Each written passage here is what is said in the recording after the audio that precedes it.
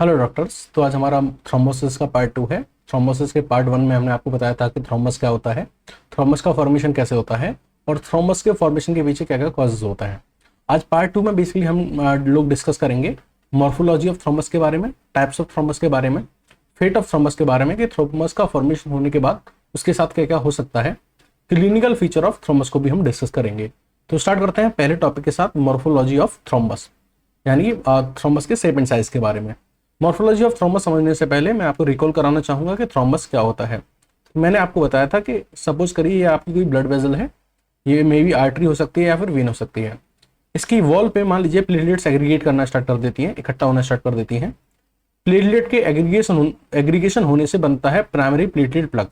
जब प्लेटलेट इस तरीके से एग्रीगेट हो जाती हैं तो बन जाता है क्या, प्राइमरी प्लेटलेट प्लग। इसको बोलते हैं प्राइमरी प्लेटलेट प्लग बोलते हैं, ठीक है। अब इस प्राइमरी प्लेटलेट प्लग के ऊपर क्या होता है, फाइब्रिन प्रोटीन का मेसवर्क आ जाता है। क्या आ जाता है, फाइब्रिन प्रोटीन का मेसवर्क, फाइब्रिन प्रोटीन का मेसवर्क। तो जब इस प्लेटलेट प्लग के ऊपर फाइब्रिन प्रोटीन का मेसवर्क आ जाता है तो अब हम इसको बोलते हैं सेकेंडरी प्लेटलेट प्लग। ये सेकेंडरी प्लेटलेट प्लग ही बेसिकली आपका क्या है, थ्रोम्बस है। क्या है, थ्रोम्बस है। अगर ये बिना इंजरी के ये ब्लड वेजल्स के अंदर बन रहा है विदाउट इंजरी, तो हम इस सेकेंडरी प्लेटलेट प्लग को बोलेंगे थ्रोम्बस, और इस थ्रोम्बस के बनने के प्रोसेस को हम बोलेंगे थ्रोम्बोसिस। क्या बोलेंगे, थ्रोम्बोसिस। बात समझ में आ रही है। ब्लड वेजल्स के अंदर बिना किसी इंजरी के इस सेकेंडरी प्लेटलेट प्लग का फॉर्मेशन होना ही क्या कहलाता है, थ्रोम्बोसिस कहलाता है।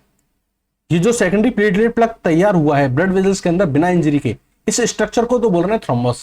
क्या बोलते हैं, थ्रोम्बस। और इस थ्रोम्बस के बनने के प्रोसेस को क्या बोलते हैं, थ्रोम्बोसिस। बात करें मॉर्फोलॉजी ऑफ थ्रोम्बस के बारे में, किसकी शेप एंड साइज क्या होगी, तो इसकी शेप एंड साइज डिपेंड करती है कि ये कहां पे ओरिजिनेट हुआ है। ये आर्टरी में ओरिजिनेट हुआ है, वेन में ओरिजिनेट हुआ है या फिर हार्ट में ओरिजिनेट हुआ है। सेकंड, इस बात पे डिपेंड करता है इसका शेप एंड साइज कि इसका फॉर्मेशन होने के पीछे कॉज क्या रहा है। जब मैंने प्रीवियस लेक्चर में आपको कॉज ऑफ थ्रोम्बस बताया था तो उसमें मैंने 3 मेन कॉज बताए थे। विरकोज ट्रायड जो थे उसमें मैंने आपको बताया था एंडोथीलियल इंजरी, या फिर हाइपरकोएगुलेबिलिटी, या फिर एबनॉर्मल ब्लड फ्लो, ठीक है। ये 3 मेन रीजंस थे थ्रोम्बस के फॉर्मेशन के। ओके, तो अब बेसिकली हम मॉर्फोलॉजी ऑफ थ्रोम्बस में बेसिकली डिस्कस करेंगे type of thrombus on the basis of origin, कि ओरिजिन के बिहाफ पे थ्रोम्बस जो होते हैं वो कितने तरह के होते हैं। तो सबसे पहले हम डिस्कस करेंगे कार्डिक थ्रोम्बस के बारे में। जैसा कि नाम शो कर रहा है कि कार्डिक थ्रोम्बस है तो कहां फॉर्म होगा, हार्ट में फॉर्म होगा। Next we will discuss about the arterial thrombus, जो कि आर्टरी में फॉर्म होगा। इसको व्हाइट थ्रोम्बस भी बोलते हैं क्योंकि इसके अंदर प्लेटलेट्स का अमाउंट क्या होता है, ज्यादा होता है। थर्ड जो है वो है वीनस थ्रोम्बस, जो कि वेन्स में बनेगा। वीनस थ्रोम्बस के बनने के प्रोसेस को हम बोलते हैं फ्लेबोथ्रोम्बोसिस। क्या बोलते हैं, फ्लेबोथ्रोम्बस। वीनस थ्रोम्बस जो होता है वो रेड कलर का होता है, इसलिए इसको रेड थ्रोम्बस भी बोलते हैं। आर्टेरियल थ्रोम्बस और कार्डिक थ्रोम्बस, इन दोनों को मिला के हम क्या बोलते हैं, म्यूरल थ्रोम्बस बोलते हैं। यानी आर्टेरियल थ्रोम्बस और कार्डिक थ्रोम्बस को हम कलेक्टिवली क्या बोलते हैं, म्यूरल थ्रोम्बस बोलते हैं। अब हम इन तीनों थ्रोम्बस के बारे में डिटेल में डिस्कस करेंगे एक एक करके। सबसे पहले हम स्टार्ट करते हैं कार्डिक थ्रोम्बस के बारे में। जैसा कि नाम इसका बता रहा है कार्डिक थ्रोम्बस, तो इसका फॉर्मेशन कहां होगा, ऑब्वियसली हार्ट के अंदर होगा। अब इसके पीछे का कॉज क्या है, कि कार्डिक थ्रोम्बस के पीछे का कॉज क्या है। तो आपको पता है कि आपका जो हार्ट होता है बेसिकली वो 3 वॉल्स होती हैं, उसमें क्या होते हैं, 3 वॉल्स होती हैं। सबसे जो आउटर वॉल होती है उसको बोलते हैं एपिकार्डियम, जो बीच वाली वॉल होती है उसको बोलते हैं मायोकार्डियम, और जो अंदर वाली वॉल होती है उसको बोलते हैं एंडोकार्डियम।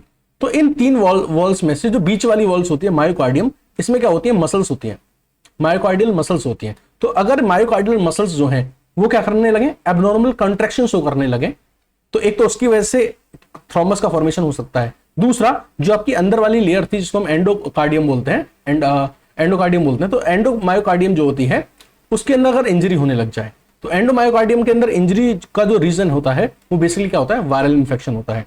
तो एक तो myocardial contraction, abnormal myocardial contraction की वजह से कार्डिक थ्रोम्बस का फॉर्मेशन हो सकता है। दूसरा, एंडोमायोकार्डियल इंजरी की वजह से क्या हो सकता है, कार्डिक थ्रोम्बस का फॉर्मेशन हो सकता है। अगर हम इसकी क्लिनिकल प्रेजेंटेशन की बात करें तो जब किसी भी पर्सन के अंदर कार्डिक थ्रोम्बस का फॉर्मेशन होगा तो उसके चेस्ट में आपको पेन महसूस होगा, पाल्पिटेशन यानी कि उसके अंदर सेंसेशन ऑफ एबनॉर्मल और इरेगुलर हार्ट बीट का सेंसेशन भी उस पर्सन को फील होगा। अगर हम इसकी डायग्नोसिस करेंगे तो हमको कुछ टेस्ट कराने पड़ेंगे, लाइक इकोकार्डियोग्राफी या फिर सीटी एंजियोग्राफी और एमआरआई, जिसकी हेल्प से हम थ्रोम्बस का एग्जैक्ट साइज, लोकेशन और उसका पेशेंट के हार्ट के फंक्शन पे क्या इंपैक्ट पड़ रहा है उस थ्रोम्बस का, हार्ट के फंक्शन पे क्या इंपैक्ट पड़ रहा है, इसको भी हम डायग्नोस कर सकते हैं with the help of these two test, CT angiography and echocardiography.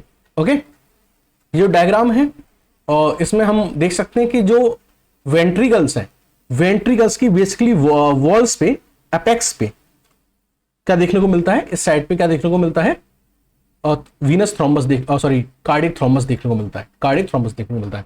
अगर कार्डिक थ्रोम्बस हार्ट की वॉल्स पे बनना स्टार्ट हो जाए, कार्डिक थ्रोम्बस अगर हार्ट की वॉल्स पे बनना स्टार्ट हो जाए तो उसको हम वेजिटेशन बोलते हैं। बेसिकली क्या होता है कि जो ब्लड वॉर्न बैक्टीरिया होते हैं, यानी ब्लड के अंदर जो बैक्टीरिया या फंजाई होते हैं, वो हार्ट की वॉल से चिपक जाते हैं, वो जो हार्ट की वॉल्स जो डैमेज हो चुकी हैं उनसे चिपक जाते हैं, और वहां पे वहीं पे क्या होता है, कार्डिक थ्रोम्बस का फॉर्मेशन होता है। इसलिए हम उस जगह को क्या बोलते हैं, वेजिटेशन, क्योंकि वहां पे क्या हो रहा है, blood borne bacteria and fungi क्या कर रहे हैं, सर्वाइव कर रहे हैं उस डैमेज ब्लड वॉल्व के अंदर, और वहीं पे क्या हो रहा है, थ्रोम्बस का फॉर्मेशन हो रहा है। So this was all about the cardiac thrombus.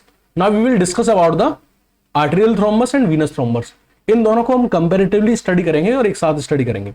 सबसे पहले हम बात करेंगे आर्टेरियल थ्रोम्बस के बारे में। तो आर्टेरियल थ्रोम्बस जैसा कि नाम बता रहा है कि आर्टरी में फॉर्मेशन होगा, तो ये कोई ऑर्गन है, ये आपका कोई ऑर्गन है, इस ऑर्गन के पास जो ब्लड लेके आ रहा है पाइप, उसको हम बोलते हैं आर्टरी। इस ऑर्गन के लिए जो ब्लड लेके आ रहा है वो है आर्टरी, और इस ऑर्गन से वापस ब्लड लेके जो जा रहा है वो है वेन। ठीक है, तो अगर थ्रोम्बस का फॉर्मेशन आर्टरी में होता है तो उसको हम आर्टेरियल थ्रोम्बस बोलते हैं। इसको हम व्हाइट थ्रोम्बस भी बोलते हैं क्योंकि इसमें प्लेटलेट्स ज्यादा होती हैं। अब प्लेटलेट्स ज्यादा होने की वजह से इसमें क्या होती है, ज्यादा अमाउंट में प्लेटलेट्स होती हैं, और जो फाइब्रिन होता है वो लेस अमाउंट में होता है।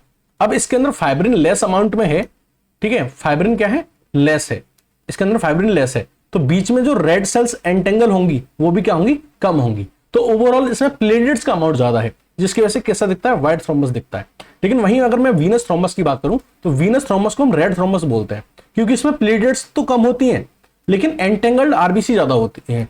तो बेसिकली इस वाले में क्या हो रहा है कि प्लेटलेट्स तो कम है, प्लेटलेट्स तो क्या है, कम है, लेकिन इन प्लेटलेट्स के बीच ऊपर जो फाइब्रिन का मैस है, इन प्लेटलेट्स के ऊपर क्या है, फाइब्रिन का जो मैस है वो बहुत ज्यादा है, और इन फाइब्रिन के मैस में और क्या ज्यादा है, आरबीसी बहुत ज्यादा एंटेंगल्ड है। तो ज्यादा अमाउंट में आरबीसी यहाँ एंटेंगल्ड होने की वजह से ये कैसा दिखता है, आपको रेड कलर का दिखता है, इसलिए हम इसको क्या बोलते हैं, रेड थ्रोम्बस बोलते हैं। सेकंड बात अगर हम बात करें, एक होता है लाइन ऑफ ज़ेहन।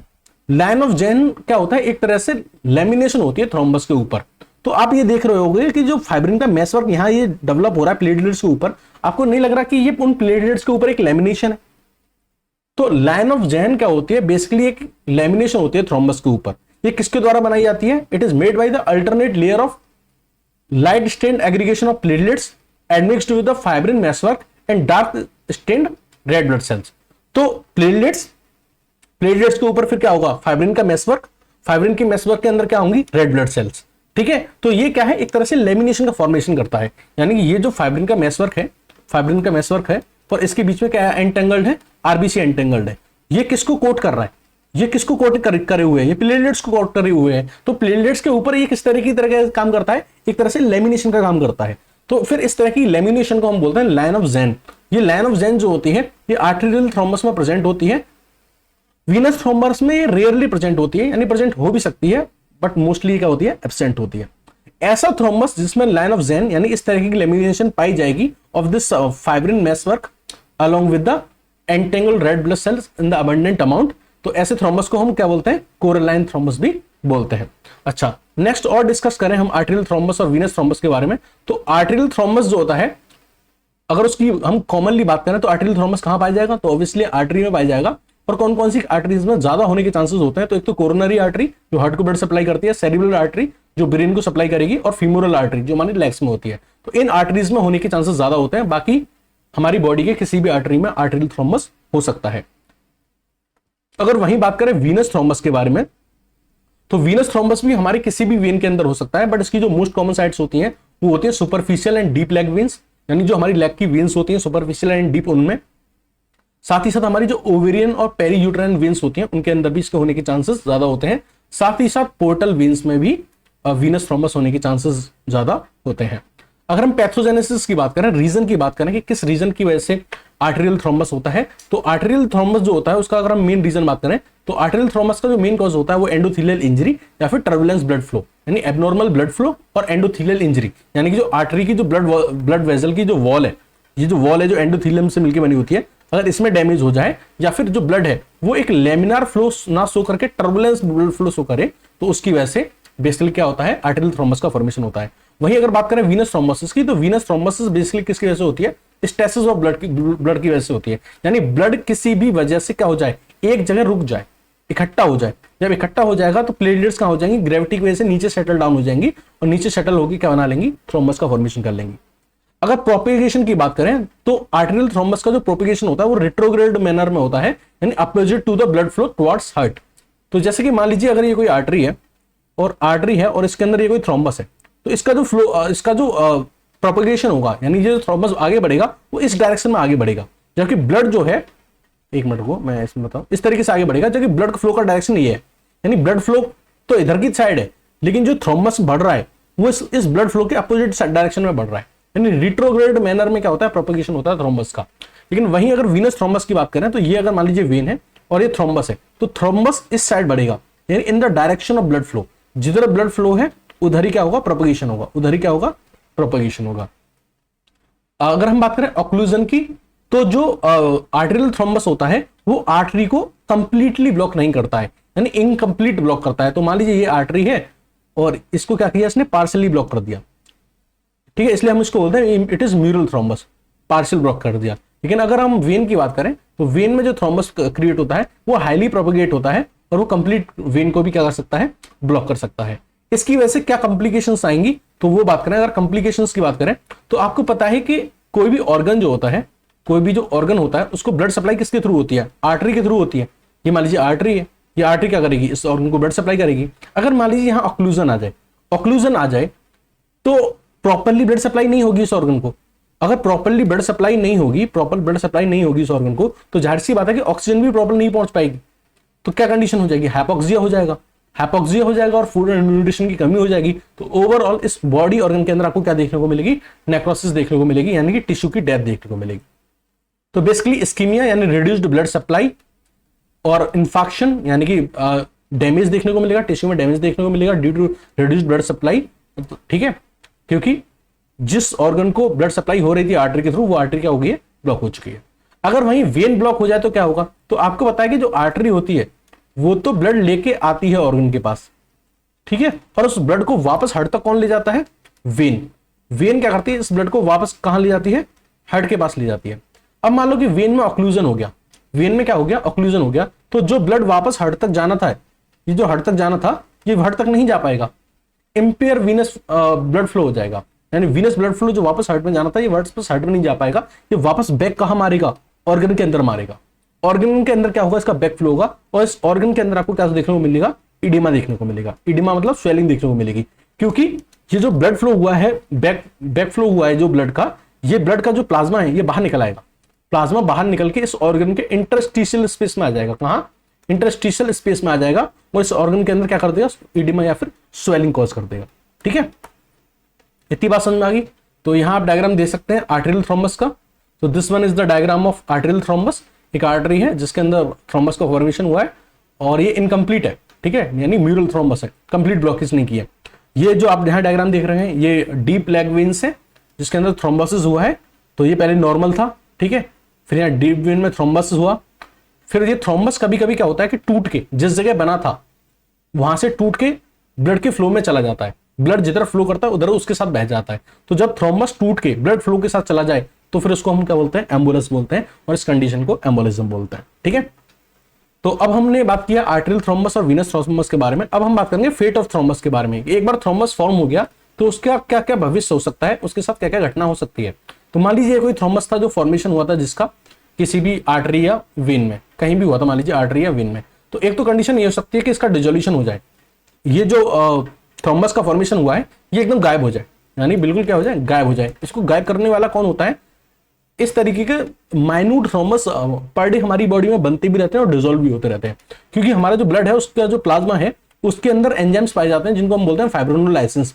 वो फाइब्रिनोलाइसिस क्या करते हैं, इन थ्रोम्बस को क्या करते रहते हैं, इनका साइज रिड्यूस करते रहते हैं और इनको डिसॉल्व करते रहते हैं। तो डिसोल्यूशन पहला प्रोसेस है जिसमें क्या होगा, इस थ्रोम्बस का साइज या तो रिड्यूस हो जाएगा या ये परमानेंटली क्या हो जाएगा, डिसअपीयर हो जाएगा।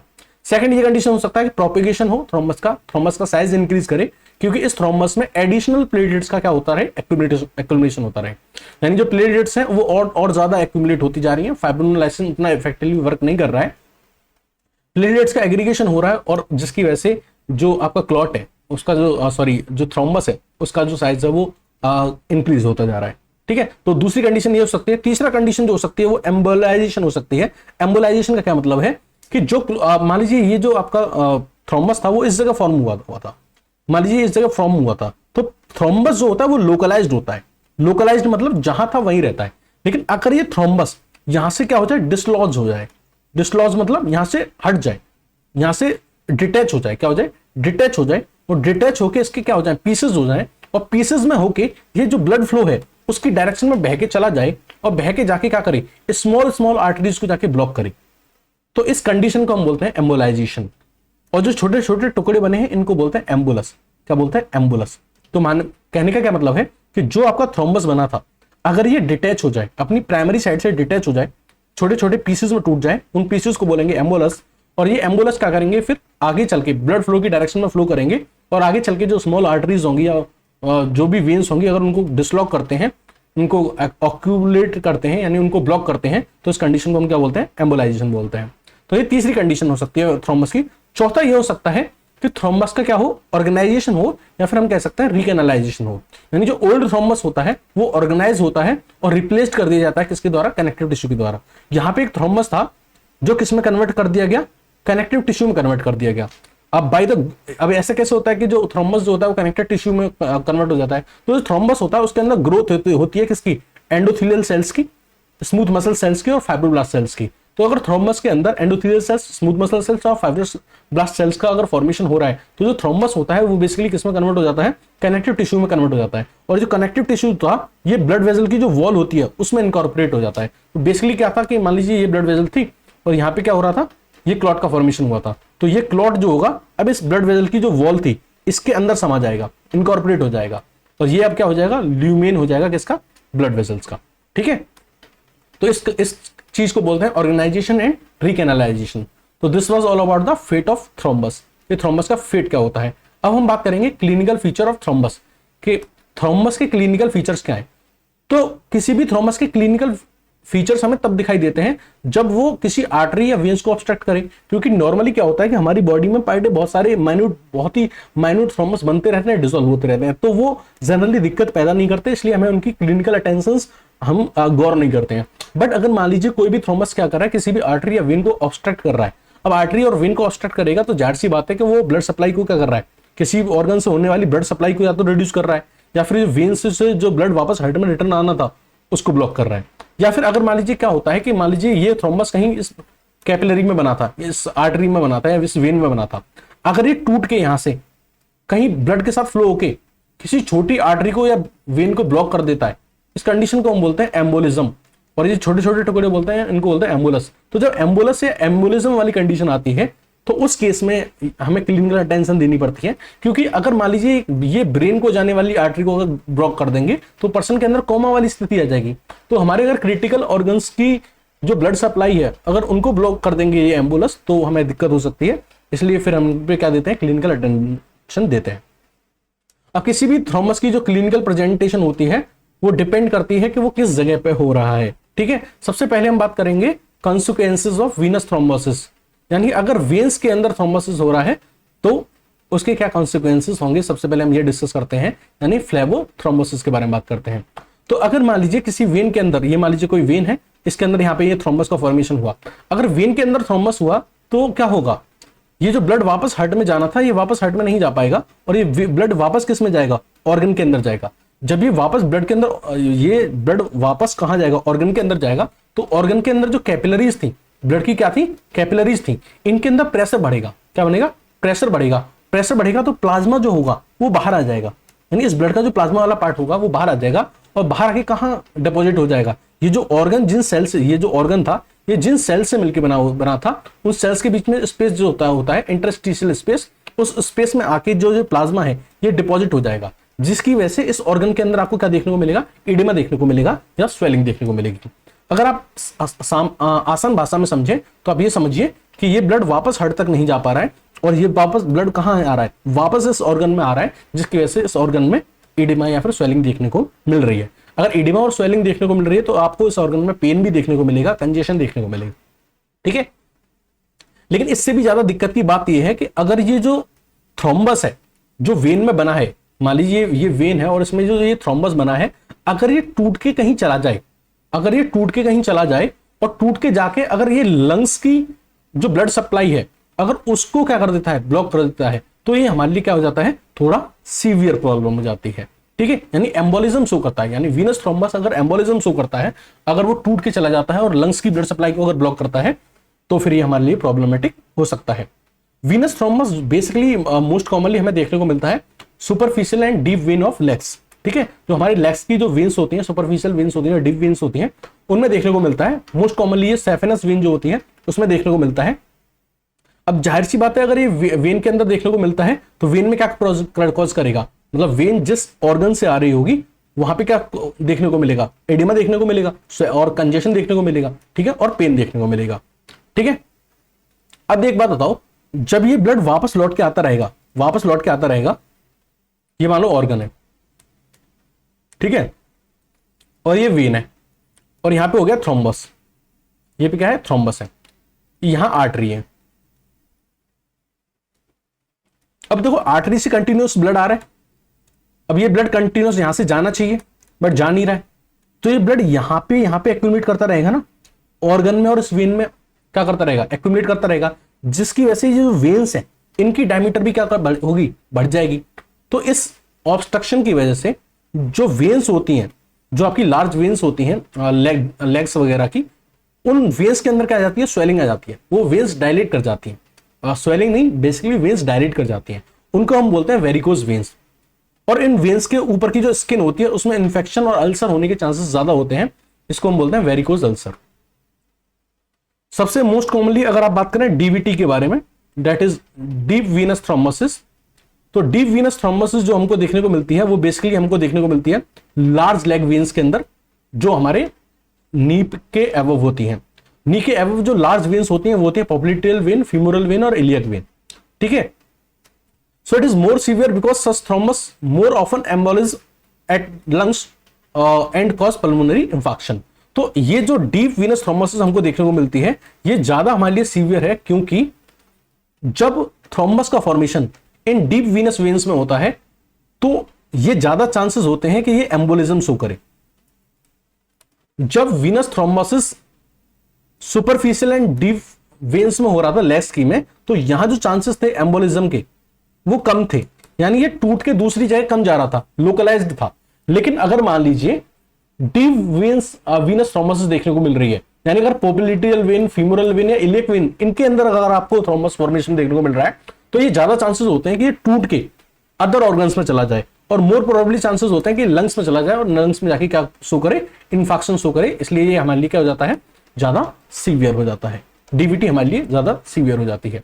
चलिए अगर हम आगे बात करें consequences of arterial end cardiac thrombus, तो हमने वीनस थ्रोम्बस के क्या क्या क्लिनिकल कॉन्सिक्वेंसेस हो सकते हैं वो देख लिए। अब हम बात करेंगे कि अगर आर्टरी में थ्रोम्बस होता है या हार्ट में थ्रोम्बस होता है तो उसके क्या क्या क्लिनिकल कॉन्सिक्वेंसेस हो सकते हैं। तो मैंने आपको क्लियरली बताया था कि अगर मान लीजिए ये आर्टरी है तो ये किसका कर रही होगी, किसी ऑर्गन को ब्लड सप्लाई कर रही होगी, ठीक है। अगर मान लीजिए यहां पे आर्टरी में क्या हो जाए, ब्लॉकेज हो जाए, थ्रोम्बस का फॉर्मेशन हो जाए, तो जो ब्लड सप्लाई हो रही थी इस ऑर्गन को वो क्या होगी, ऑब्स्ट्रक्ट हो जाएगी, नहीं हो पाएगी। तो इस ऑर्गन के अंदर क्या होगा, हाइपोक्सिया हो जाएगा, ठीक है, ब्लड ऑक्सीजन की सप्लाई कम हो जाएगी, फूड की सप्लाई कम हो जाएगी, जिसकी वजह से इस टिश्यू के अंदर डेथ देखने को मिलेगी, यानी कि नेक्रोसिस देखने को मिलेगी। तो ठीक है, तो पहला तो ये है कि टिश्यू के अंदर क्या देखने को मिल सकती है, आपको डेथ देखने को मिल सकती है या फिर नेक्रोसिस देखने को मिल सकती है। दूसरा जो प्रॉब्लम ये है वो ये है कि ये जो थ्रोम्बस है ये एम्बोलिज्म शो ना करे। सबसे ज्यादा खतरनाक एम्बोलिज्म ही है कि ये टुकड़े में टूट के कहां चला जाए, अदर बॉडी ऑर्गन्स में ना चला जाए, ठीक है। एम्बोलिज्म शो ना करे, टूट के ये ब्लड फ्लो के साथ जाके कहीं और अदर ऑर्गन्स में ना क्या ना शो करे, एम्बोलिज्म ना शो करे। सबसे ज्यादा जो खतरा रहता है कि जो हमारी चीफ आर्टरी है, मतलब जो हमारे मेन इंपॉर्टेंट ऑर्गन है हमारी बॉडी में, उनकी ब्लड वेजल्स को जाके ये ऑब्स्ट्रक्ट ना कर दे, क्योंकि वो हमारे लिए फेटल हो सकता है, डेथ कॉज कर सकता है। लाइक हमारे हार्ट की आर्टरी में जाके कहीं ब्लॉकेज पैदा ना कर दे, या फिर हमारे ब्रेन की आर्टरी में कहीं जाके ब्लॉकेज पैदा ना कर दे। ये जो थ्रोम्बस है यहाँ से टूट के जाके हमारे हार्ट या फिर ब्रेन की आर्टरी में जाके ब्लॉकेज पैदा ना कर लिए, क्योंकि वो हमारे लिए ज्यादा फेटल हो सकता है। तो एक तो ये डर रहता है एम्बोलिज्म का। दूसरा, कोई भी टिश्यू अफेक्ट हो सकता है अगर आर्टरी में थ्रोम्बस है तो, ठीक है। बट जो प्राइम टारगेट रहते हैं वो रहते हैं ब्रेन, किडनी एंड स्प्लीन, क्योंकि सबसे ज्यादा जो ब्लड सप्लाई होती है वो इन्हीं ऑर्गन्स को होती है। So this was all about the thrombosis part 2। अगर इस पूरे लेक्चर में आपको कोई डाउट रहा तो आप कमेंट सेक्शन में ड्रॉप कीजिएगा। Thank you and have a nice day.